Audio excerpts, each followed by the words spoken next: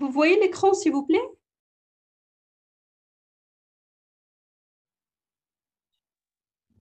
Oui, madame, D'accord, c'est repris, malgré il y avait perturbation. d'accord. Donc voilà, donc j'étais en train de dire en fait que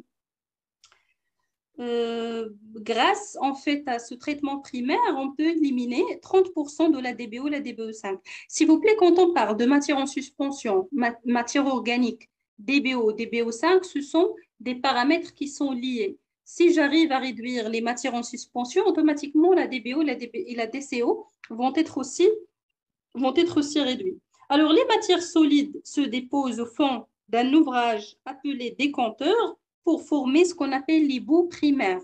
Alors, les bouts issus de cette phase, ils s'appellent les bouts primaires.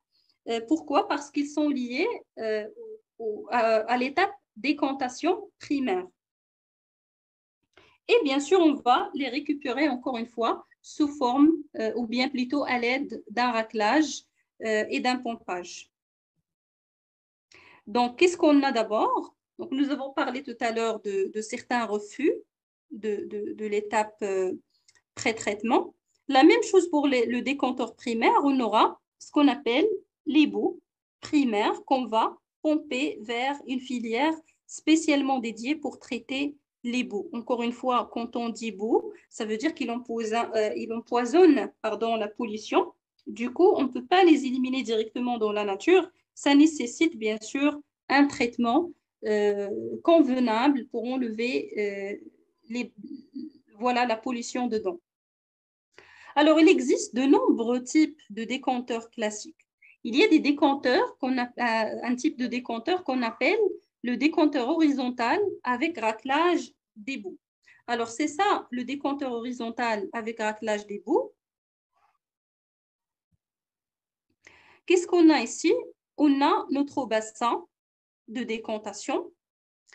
Ici, vous voyez qu'on a mis de traits, ça veut dire que c'est plus grand que ça. Ça veut dire la taille normalement ici, donc elle est encore plus longue. D'accord? Donc le bassin, il doit être d'une géométrie qui est grande pour favoriser toujours la décantation. Alors, qu'est-ce qu'on a normalement ici? Vous avez le point 1, ça c'est l'arrivée de l'eau brute. Ça veut dire l'eau, bien sûr, issue de l'étape pré-traitement. Il arrive là-dessus. Vous avez un pont racleur. Donc, le niveau 2, c'est le pont racleur. Voilà. Donc, c'est pour en fait euh, entraîner les bouts et favoriser la décantation vers le fond. Donc, vous voyez ici, vous avez l'entrée de l'eau. Elle passe par cette voie-là. Vous avez ici, on va laisser l'eau se décanter tout simplement tranquillement sous l'effet de la pesanteur. Et lorsque, en fait, les matières se décantent, ça veut dire qu'ils vont être raclés par la suite. Donc, ils se déposent ici, surtout les fonds de notre décanteur horizontal. Voilà, donc ils se déposent ici, ici, ici, au niveau du fond de notre décanteur. Et puis, vous avez ce racleur, normalement, il bouge. Donc, il va bouger, il va racler toute la matière qui a été déposée pour voilà, les ramasser au fond de notre casier, pardon, au fond de notre décanteur. Par la suite, vous avez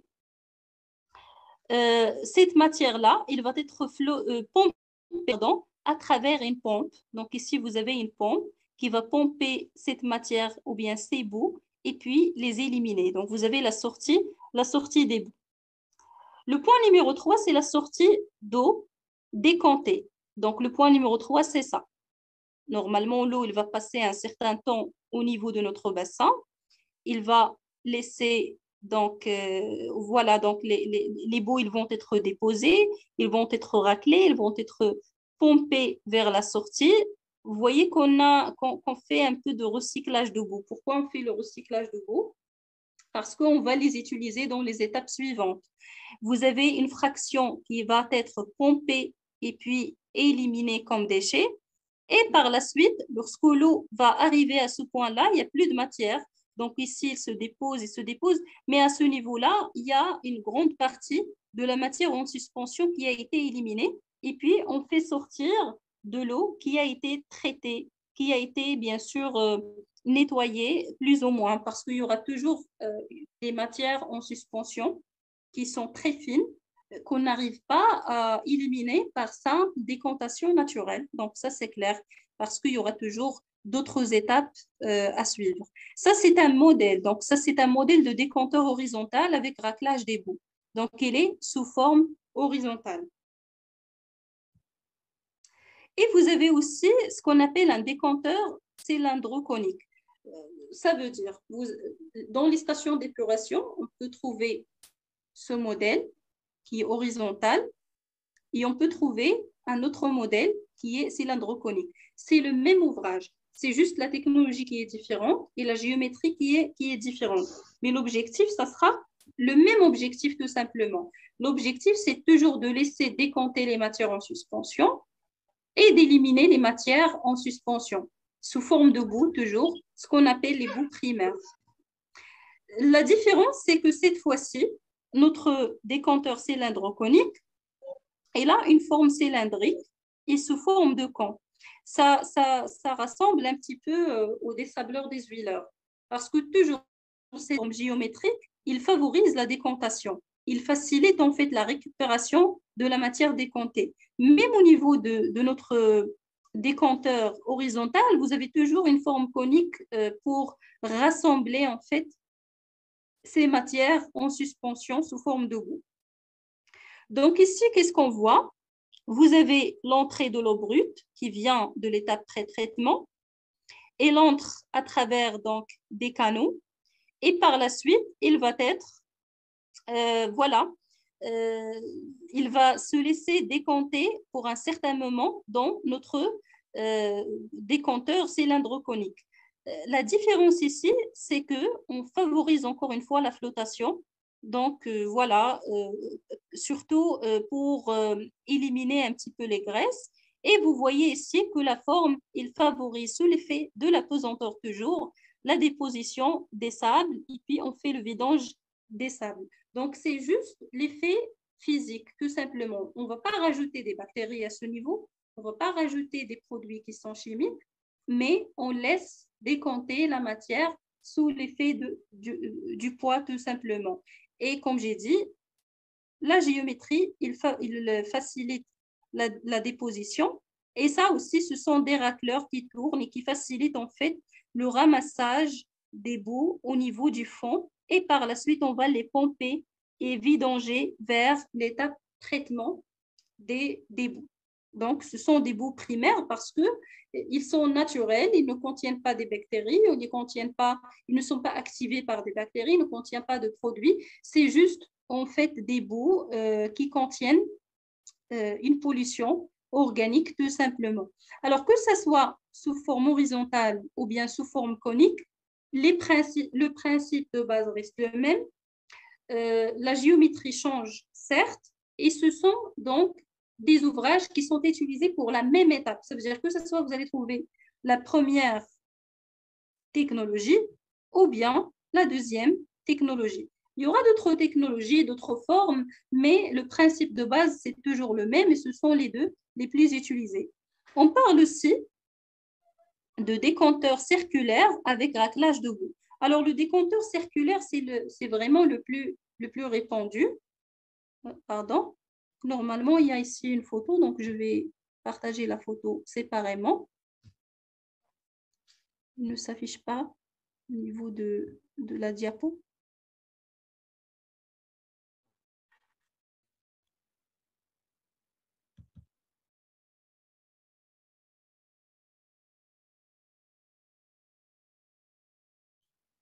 Donc, je vais partager.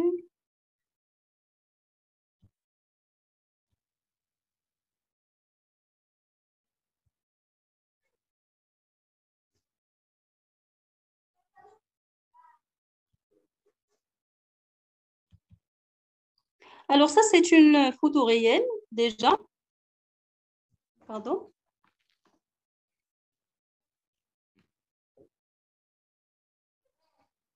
Du décanteur circulaire avec raclage de bout. Donc, qu'est-ce qu'on voit ici? La forme, cette fois-ci, elle est circulaire et vous avez ici des racleurs qui tournent. le principe des racleurs, ça reste le même, parce que, en fait, voilà. Donc, tous les ouvrages de décantation, ils contiennent des racleurs pour favoriser la décomposition, la déposition, pardon. Donc, ici, vous avez les racleurs. Donc, ça tourne pour racler les matières qui se déposent. D'ailleurs, c'est un petit peu le principe de la force centrifuge. Donc, si vous avez voilà, une force centrifuge qui crée un petit peu dans l'eau une certaine sorte de tourbillon.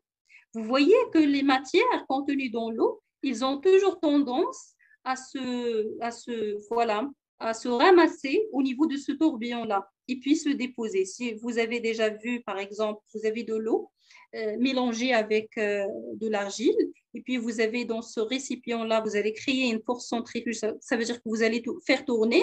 Vous pouvez voir que le tourbillon qui se crée, il va ramener avec lui donc les matières en suspension. Vous voyez qu'après, en ce que l'eau soit tranquille, cette matière elle va être déposée vers le fond. C'est le même principe de la force centrifuge. Donc, vous avez ici les racleurs, ils vont tourner, ils vont racler les matières et les matières en suspension vont être déposées au fond de notre casier. Ça, c'est une autre photo. Donc, voilà, pour le décanteur circulaire. Comme j'ai dit, ça, c'est le plus utilisé normalement. Vous pouvez agrandir l'image, madame? Oui. Celle-ci? Oui. Vous pouvez agrandir l'image? Oui, d'accord. C'est possible? Oui. C'est clair maintenant?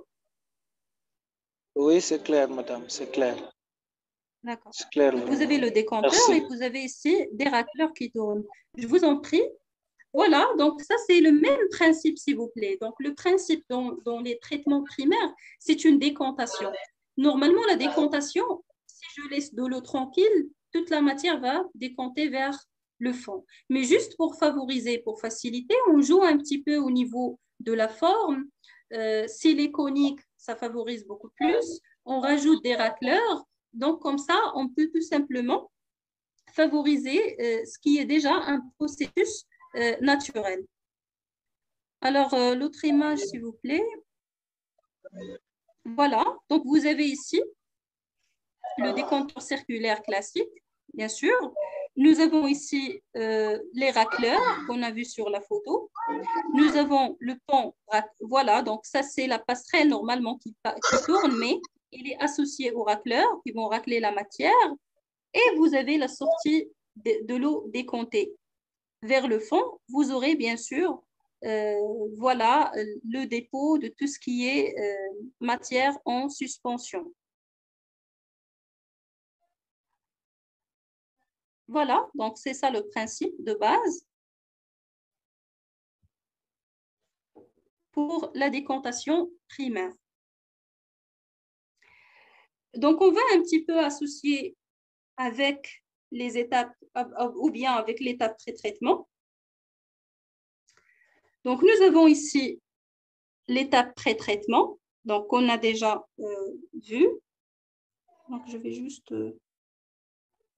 voilà.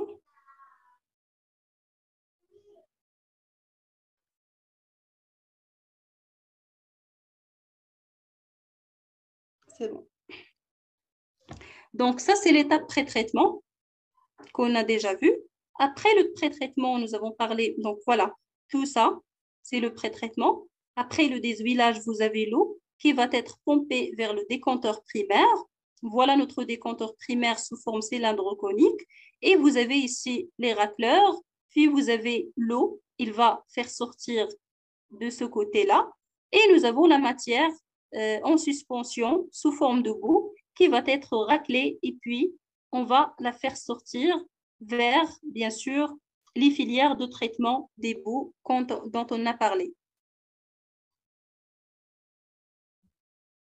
Donc voilà, vous avez ici l'eau qui entre, toujours une décantation, et puis l'eau traitée et décantée va quitter l'ouvrage et les boues ils vont être récupérées et voilà, ils vont être par la suite transmises vers le traitement des boues, pardon, et on appelle ça les boues primaires.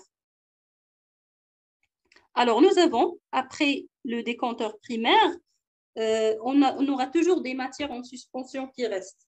Parce que si, par exemple, vous prenez un verre d'eau qui est mélangé avec une matière sédimentaire, vous laissez tranquille, la matière, une fraction de la matière, elle va sédimenter, mais ça ne veut pas dire qu'il n'y a plus de matière en suspension. Si vous voyez le verre d'eau, vous voyez toujours que l'eau, elle est trouble. Comme j'ai dit dans l'autre fois, il y a toujours une turbidité. L'eau, elle n'est pas claire, il contient toujours une fraction de matière en suspension. Du coup, on doit encore une fois faire un traitement pour enlever cette fois-ci cette matière qui refuse de se déposer au fond de notre décanteur primaire. Alors, après le décanteur primaire, on passe à ce qu'on appelle le bassin d'aération. Alors, normalement, s'il vous plaît, donc à partir du bassin d'aération, on commence à parler des traitements secondaires. Alors, les traitements primaires, c'est la simple décantation sous l'effet de la pesanteur. Et puis, on va passer au traitement secondaire qui commence par le bassin d'aération. Donc, on a, ou bien plutôt, c'est l'ensemble des traitements qui mettent en jeu des bactéries. Alors, à ce niveau-là, on va commencer à introduire des bactéries. Pourquoi des bactéries? Et des algues parfois, mais généralement des bactéries. Pourquoi des bactéries? Parce qu'on parle ici d'une pollution qui est organique. Une fraction de cette pollution organique est très, très fine. Du coup, il peut se décanter, mais ça demande des années et des années pour que ça soit décanté. Parce qu'ils sont légers, et ils sont associés avec l'eau. On ne peut pas attendre des années pour assurer la décantation. Alors, les bactéries, ils ont tendance à décomposer tout ce qui est organique. Les bactéries, ce sont des êtres vivants. Ils ont des organismes vivants. Ils ont besoin de la nourriture. Du coup, ils se nourrissent sur les matières minérales.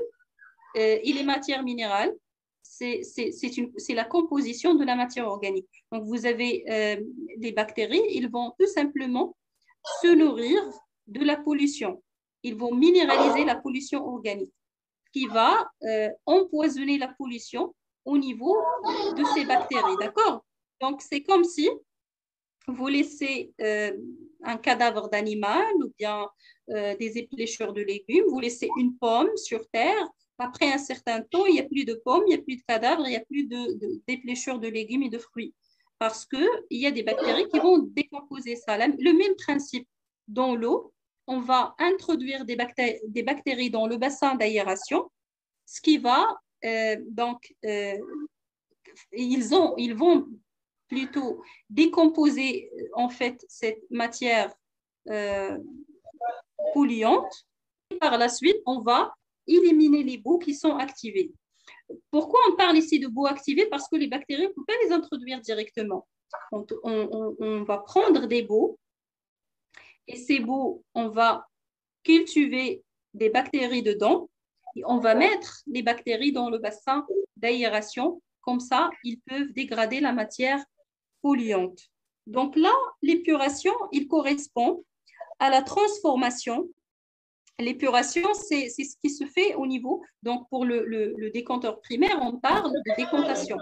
Dans le traitement secondaire ou bien dans les bassins d'aération, on parle cette fois-ci, pardon, donc on parle cette fois-ci, pardon, on parle cette fois-ci d'épuration de l'eau. Donc l'épuration correspond à la transformation de la pollution des soutes.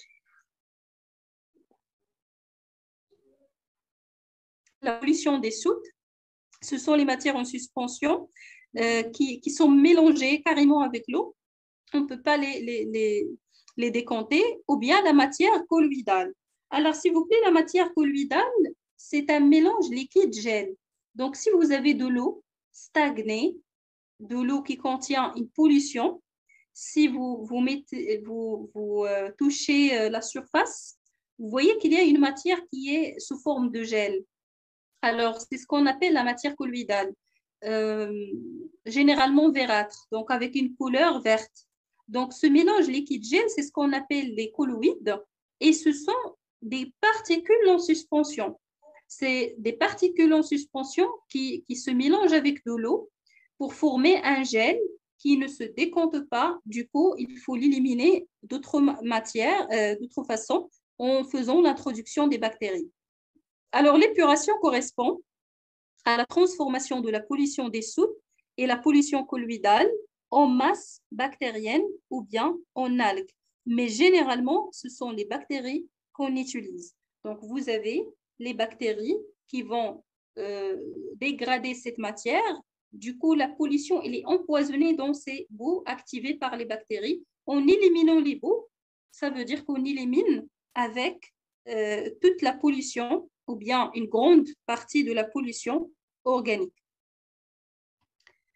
Alors, les procédés de traitement secondaire dans un bassin d'aération, ce sont deux types. Vous avez des traitements biologiques en introduisant des bactéries et on peut aussi effectuer des traitements physico-chimiques. Physique parce qu'il y aura toujours une décontaction. Les boues qui vont être chargées en matière polluante, avec les bactéries cette fois-ci, ils vont se décompter toujours. Donc, il y a toujours l'effet physique. Et l'effet chimique, on peut rajouter des matières chimiques qui favorisent le processus de flocculation et on va voir de quoi il s'agit par la suite. L'essentiel, c'est que vous avez deux types.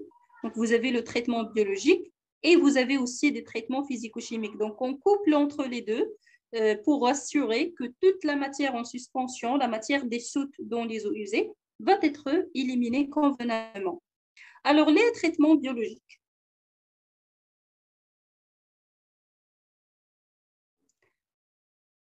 L'épuration biologique dans le bassin d'aération toujours a pour but d'éliminer la matière polluante biodégradable, ça veut dire organique, qui peut subir une dégradation naturelle à travers des micro-organismes qui sont les bactéries, contenues dans l'eau usée en la transformant en matière en suspension. Ça veut dire, vous aurez normalement cette matière, il est dissoute dans l'eau, il est dans l'eau, on ne peut pas la décompter, mais lorsque les bactéries vont décomposer cette matière, ils vont se flocculer sous forme de boue. Ça veut dire que c'est une matière en suspension qui se dépose. Même le diamètre, donc vous voyez, vous avez par exemple plusieurs particules séparées. Ils ne vont pas se déposer. Mais après l'empoisonnement de ces particules au niveau des bactéries avec les boues, bien sûr que ça va devenir, le diamètre il va augmenter, le poids il va augmenter, du coup la décontation va être favorisée. Parce que notre problème, c'est leur diamètre qui est très fin. Du coup, si on arrive à les empoisonner, à les empiéger dans les bactéries, dans les boues activées par les bactéries, ça veut dire qu'on arrive à augmenter leur taille, à augmenter leur poids, et puis la décontation, elle va se faire comme auparavant, comme pour les particules en suspension de grande taille. On parle ici, les traitements biologiques, ils sont aussi divers. On parle d'abord de ce qu'on appelle les procédés biologiques extensifs. Alors, lorsqu'on parle de techniques extensives, ça veut dire que ce sont des procédés dont le traitement ne fait appel qu'à l'action naturelle du milieu, sans mise en œuvre de dispositifs mécaniques pour la fourniture de l'oxygène. Alors là, on parle, ce sont toujours des traitements biologiques, donc il y a des procédés extensifs, il y a des procédés intensifs. Dans les procédés biologiques extensifs, on choisit de laisser les choses se faire naturellement, sans apport d'oxygène, sans mélange, sans rajouter des dispositifs mécaniques. Ça veut dire qu'on va entraîner, on va faire l'apport avec des bactéries, on va introduire les boues activées par les bactéries. Donc, quand je dis boue activée, c'est une boue avec des bactéries dedans. D'accord? C'est une culture bactérienne parce qu'on ne peut pas rajouter les bactéries directement, c'est clair. Donc là, en introduisant les bactéries à travers les boues activées, on va laisser les choses se faire naturellement. On ne va pas utiliser des dispositifs mécaniques pour accélérer le processus biologique. On On ne va pas utiliser un apport d'oxygène. Du coup, on appelle ça les procédés biologiques extensifs. Encore une fois, donc par la suite, s'il vous plaît, je vous fais un petit schéma pour ne pas perdre le fil. Dans les procédés biologiques extensifs, il y a d'autres choix. Ça veut dire, dans les procédés biologiques extensifs, sans apport d'oxygène, sans dispositif mécanique, on aura d'autres types ou bien d'autres choix. Vers la fin, on va faire un petit schéma pour résumer. Donc là, on parle de traitement biologique extensif. Le premier choix, c'est l'infiltration et la percolation.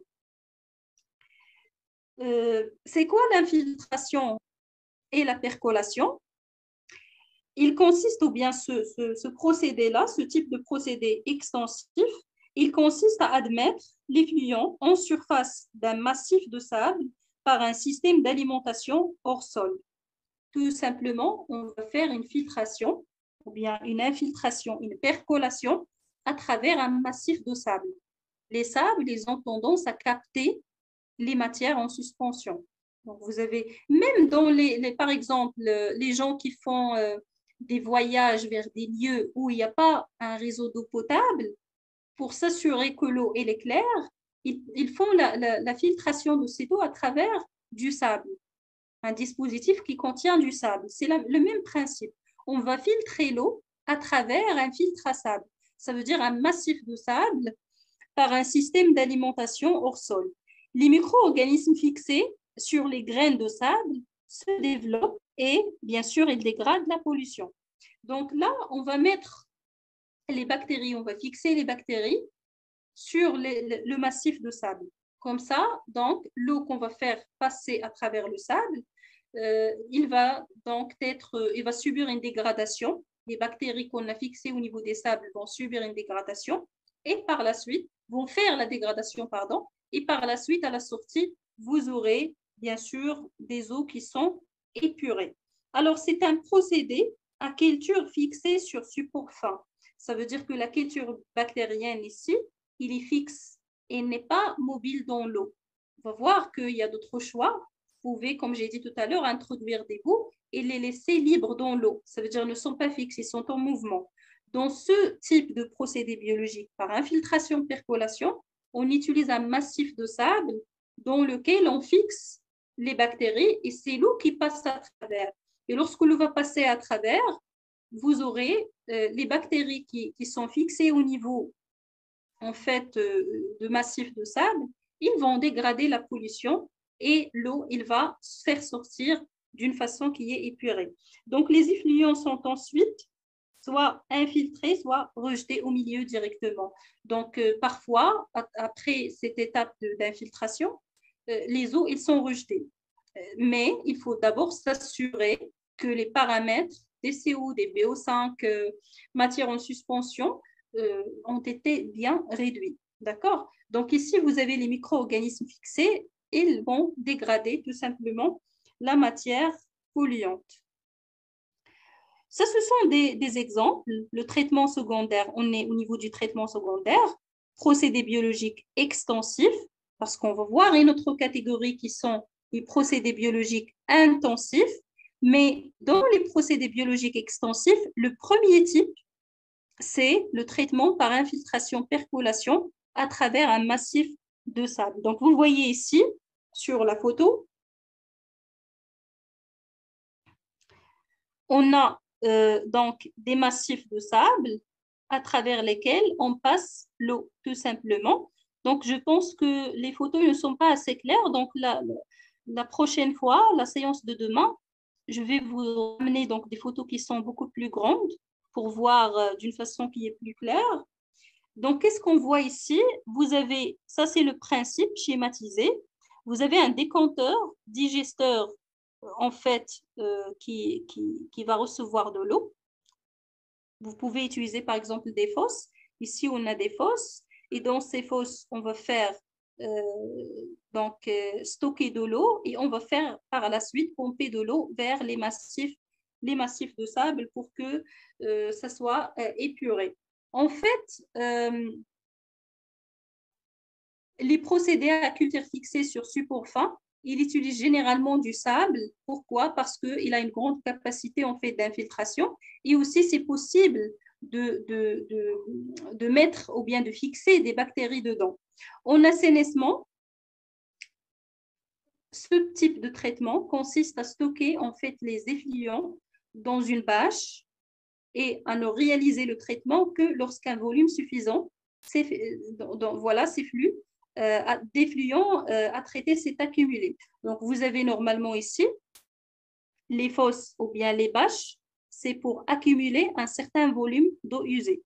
On va attendre jusqu'à ce qu'on a un volume suffisant avant de faire fonctionner le processus de filtration ou bien percolation. Donc, c'est la même chose, ça revient au même. Pourquoi vous avez ici donc des fosses pour récupérer les eaux usées. Ça, c'est généralement dans voilà, donc des stations d'épuration qui ne nécessitent pas, ou bien surtout qui ne reçoivent pas des grands volumes d'eau. Parce que si vous avez un grand volume d'eau, si vous arrivez à attendre à chaque fois, ça va donc demander beaucoup du temps.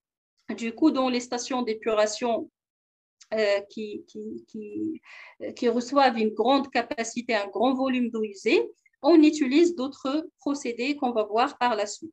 Mais l'essentiel, c'est que vous allez faire passer de l'eau par la suite, donc on va attendre que le volume d'eau soit acceptable selon la taille des ouvrages qu'on a. On va faire donc alimenter notre massif de sable à travers, bien sûr, des pompes. Et par la suite, vous aurez une infiltration. Voilà, donc vous voyez ici, on a l'eau qu'on va alimenter. Ça, c'est le massif de sable. On va alimenter le massif de sable par l'eau. Vous avez des filtres à sable, bien évidemment. Et à la sortie de ces filtres à sable, nous avons de l'eau qui va être par la suite rejetée dans le milieu récepteur directement. Bien sûr, après, on doit s'assurer que les paramètres ont été respectés. Ça, c'est juste donc une photo pour agrandir un petit peu ce qui se passe ici. Pourquoi on dit qu'il faut attendre jusqu'à ce qu'un certain volume d'eau soit récupéré? Parce que vous voyez ici, donc au niveau à l'intérieur de cette alimentation par bâcher, vous avez le volume d'eau, et c'est le volume d'eau qui déclenche le processus. Donc, vous voyez ici, il faut attendre jusqu'à ce que la bâche soit remplie par l'eau, parce que c'est la bâche qui fait tourner en fait voilà donc l'équipement. Et puis, vous avez tout le processus qui va être déclenché. Sinon, on ne peut pas faire fonctionner voilà l'ouvrage. C'est pourquoi j'ai dit que ce n'est pas vraiment trop pratique pour les stations d'épuration qui reçoivent des grandes quantités parce qu'il faut attendre à chaque fois.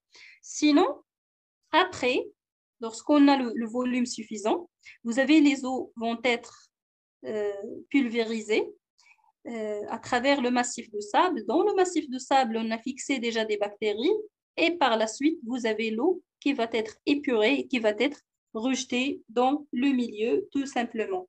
Alors ça, c'est le premier type, donc le traitement biologique extensif par infiltration ou bien ce qu'on appelle aussi par percolation. On va voir par la suite d'autres types de traitements biologiques, donc dans les stations d'épuration. Mais avant ça, s'il vous plaît, donc, en attendant la séance de demain, je vais faire un petit schéma et je vais le communiquer demain dans notre groupe pour résumer déjà les étapes qu'on a vues. Parce qu'à travers le schéma, ça va être plus facile de voir et de lier entre les différentes étapes et aussi pour ne pas perdre le fil. Parce que les choses ici sont purement techniques. Du coup, c'est difficile de tout réunir et de tout savoir dans une seule séance. Est-ce que vous avez, s'il vous plaît, des questions avant de clôturer? Oui, oui, madame, j'ai Oui, une question. oui. En suivant la procédure, vous avez commencé Au ISE, vous avez parlé des grillages, des sablages et des huilages. Là, j'ai très Oui. bien compris. Maintenant, en quittant cette étape, à l'étape des grillages, on enlève les déchets solides qui sont quand même de grandes dimensions. Et l'étape des huilages, là aussi j'ai compris. Maintenant, à l'étape de pré-traitement, quand je vois les schémas où nous sommes, il y a la boue que vous avez parlé, il y a la présence de la boue. Parce que nous avons déjà quitté l'étape des grillages, des sablages et des huilages. Là, les sables, on a décanté les sables, on a décanté les matières, les matières solides, je peux dire les déchets solides en suspension. On a déjà décanté. Maintenant, quand on part à l'étape de pré-traitement, là, je vis, on a déjà décanté de l'eau. Maintenant, on va les pré-traiter à l'étape de pré-traitement. Quand je vois les schémas que vous venez d'expliquer, vous avez parlé, il faut ajouter les micro-organismes, il faut ajouter un peu la boue, il faut préparer peut-être les micro-organismes à côté et vous allez ajouter dans la boue pour quand même éviter la pollution de l'eau. Bon, donc, je veux un peu savoir, parce que les sables, on a déjà décanté à l'étape de dégrillage et de sablage et de usage. Maintenant, à l'étape de pré-traitement, dans l'eau, comme si il y a seulement des petites particules de sable qui sont restées qu'on peut pré-traiter. Maintenant, ici, je vois dans les schémas, il y a quand même une grande quantité du sable et de la boue.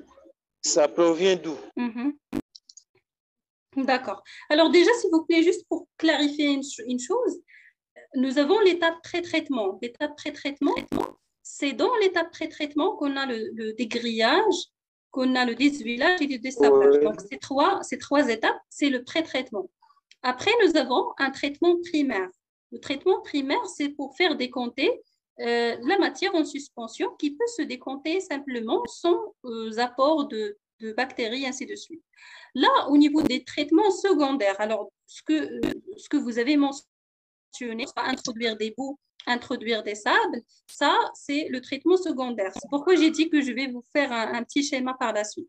Donc, le traitement secondaire, ces bouts-là, ils ne sont pas existants dans l'eau à l'avance, d'accord? C'est pas, on a éliminé Oui. les bouts, d'accord? Mais cette fois-ci, c'est nous qui vont introduire les bouts, d'accord? On va introduire des bouts, mais ces bouts, ils sont floculés. Ça veut dire, on va pas on va pas, donc je comprends, on va pas rajouter de la matière polluante encore une fois dans l'eau qu'on a déjà traitée. C'est pas logique. Mais les bouts qu'on va introduire, qui sont bien sûr qui contiennent des bactéries, on va les introduire sous forme que ce soit de massif de sable. Alors, le massif de sable, il ne va pas être mélangé avec les eaux. Ça veut dire que c'est un massif. Du coup, l'eau qui va passer dedans, il ne va pas transporter encore des sables, d'accord? Et même si j'introduis notamment des bouts qui contiennent des bactéries, ils vont être introduits sous forme de flocules. Donc, ils ne vont pas être mélangés avec de l'eau. Ils ne sont pas mélangés avec de l'eau. Si je mélange tout ça avec de l'eau, ça veut dire que tout simplement, j'élimine les bouts et je les réintroduis encore une fois et ce n'est pas logique. Mais je les introduis sous forme de flocules. Je vous ramène par la suite une photo pour voir. Et ces bouts, ils restent dans l'eau avec des bactéries dedans. Qu'est-ce qu'ils vont faire ces bactéries? Ils vont capter toute la pollution, encore une fois, existante dans l'eau. Il va l'empoisonner dans les bouts qui sont floculés, sont sous forme de flocules. Ça veut dire que c'est facile de les décompter par la suite et de les éliminer. C'est nous qui introduisons ces bouts. Pourquoi? Pour fixer des bactéries dedans et pour laisser l'autre pollution empoisonnée dans ces bouts. Du coup, le massif, donc on utilise soit les bouts, soit les massifs de sable. Ce n'est pas les deux. Si je fais traverser les rejets à travers les massifs de sable, je suis sûre que l'eau qui traverse le massif de sable ne va pas transporter les sables. Parce que les sables, ils sont très compactés, ils sont très, voilà, sous forme de massif, ils sont fixes. Du coup, l'eau, il ne va pas transporter les sables encore de nouveau. La même chose pour les bouts, on les introduit sous forme de flocules. Comme ça, ils ne seront plus mélangés avec de l'eau. Ils ont juste resté en suspension dans l'eau. Ils vont capter la matière, bien sûr, polluante. Les bactéries dedans, ils vont dégrader la matière polluante. Et puis, nous, on va éliminer les bouts qu'on a déjà introduits facilement parce qu'ils sont floculés, parce qu'ils ont une grande taille. Du coup, c'est facile de les éliminer. Et ce qui va rester, c'est l'eau qui est épurée. Du coup, cette partie biologique, pardon, ce type de procédé biologique, c'est le procédé intensif, c'est ce qu'on va voir la séance prochaine, d'accord? On va voir comment on fait introduire ces bouts au niveau de notre, voilà, pas de décanteur, mais bassin d'aération. Et on va laisser cette partie pour la séance prochaine. Mais pour le moment, gardez en tête, s'il vous plaît, qu'on ne va pas mélanger les sables et les bouts introduits avec de l'eau. Ils sont introduits de telle sorte qu'il est facile de les éliminer. Pour les sables, on ne les élimine pas parce que c'est un massif, donc le passe, c'est comme un filtre, tout simplement. L'eau passe, il sort. Pour les bouts, on les introduit, mais sous forme de flocules, du coup, ils ne se mélangent pas avec de l'eau. D'accord? J'espère que c'est un peu clair. Oui, c'est clair, madame. C'est clair. D'accord. Je vous en prie. Et je vous remercie à toutes et à tous. S'il vous plaît, je vais vous communiquer, j'essaierai de vous communiquer l'enregistrement ce soir même. Comme ça, vous pouvez revoir donc l'explication. Et si vous avez des questions, vous pouvez les communiquer dans notre groupe en attendant la séance de demain. Merci beaucoup. D'accord, merci beaucoup à vous également. Je vous en prie. Et voilà, donc on se retrouve demain, même heure, pour compléter notre formation.